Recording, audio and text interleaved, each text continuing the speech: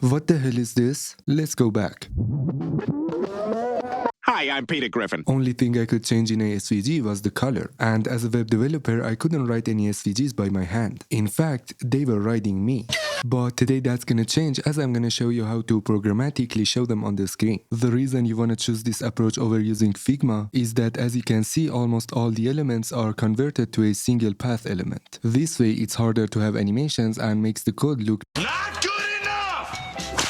To start, add a SVG tag with a width, height, and view box. Just remember, this is your viewport or canvas, not to be confused with canvas. Changing the view box allows us to pan and zoom to a specific region of a SVG viewport, or width and height. View box is defined with a X, Y, width, and height. This defines a rectangular portion of the SVG. Then we are able to put shapes inside this SVG, each of them positioned using a grid system, as you can see with a X and Y attribute. We also have element-specific attributes that define the shape or behavior of the element. With stroke and fill, we are making these shapes have some colors, yeah, couldn't be more obvious. But with path, you can draw anything, as you probably saw in a Figma exported SVG. My only problem is this weird syntax, but you can see it broken down on the screen. And I personally prefer a visual tool like this one, so that I can focus on the animations. In the dev tag, we can add reusable SVG elements, which we can use in a use tag using the defined ID. And because SVG is XML native DOM elements, not JPEG and shit, you can move your styles to a CSS file,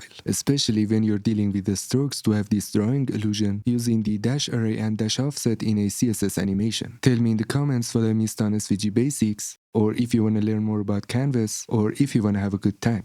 Just give me a call. Thanks for watching and have a good day.